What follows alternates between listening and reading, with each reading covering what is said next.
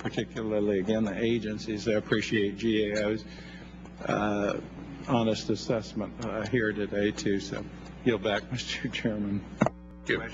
Thank you. That's very, very important. Now, I committed to Ms. Norton that she could pursue her line of inquiry.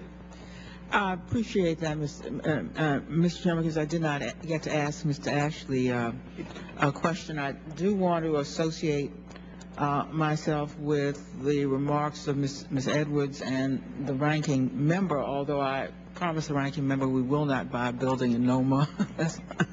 That's what he's really talking about.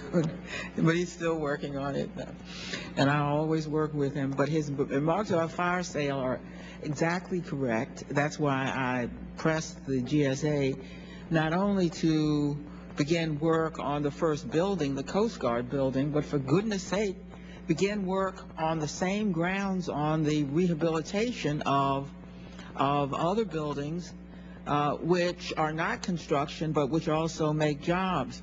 Now, Ms. Edwards' question really went to what I asked Mr. Costa to do on a monthly basis to get us obligation on one line and expenditure on the other, because those are that is the real deal. So although GSA, and I commend you, Mr. Costa, have set goals and are meeting the goals for obligation, I will require a monthly expenditure report as well.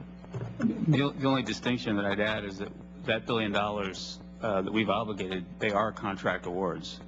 But when the ranking member asked you about $34 million, you were not able to say that there was more money being expended in light of the $1 billion. Because we make progress payments, that's exactly right.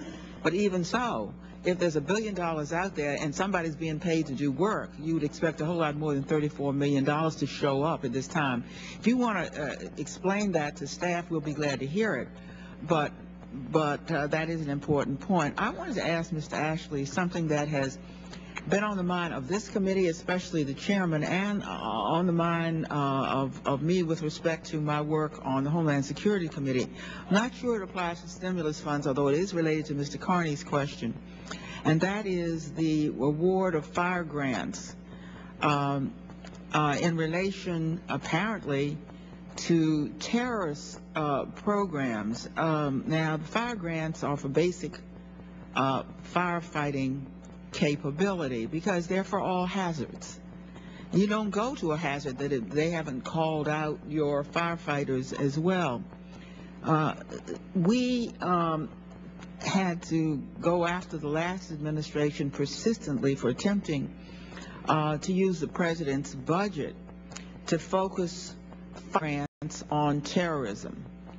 The Congress, in a bipartisan fashion, consistently rejected this attempt by the prior administration. I was very disappointed to see that in the 2010 budget of the new administration, what appear to be, unless you can show me this is not the case, a continued attempt to focus fire grants on preparedness by words such as in the event of a terrorist attack, as opposed to all hazards, which of course deals with terrorist attacks, as well as with what we in this country face 99.9% of the time, which are hazards unrelated to terrorism.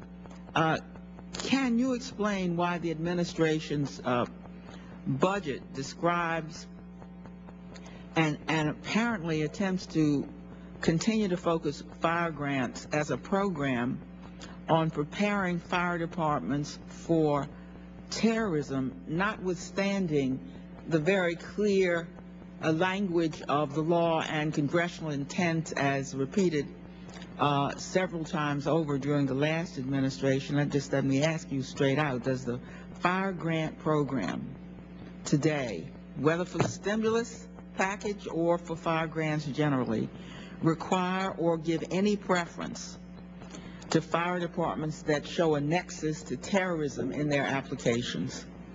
None whatsoever. So you say that is completely gone. Why did the administration's 2010 budget request attempt in some language to focus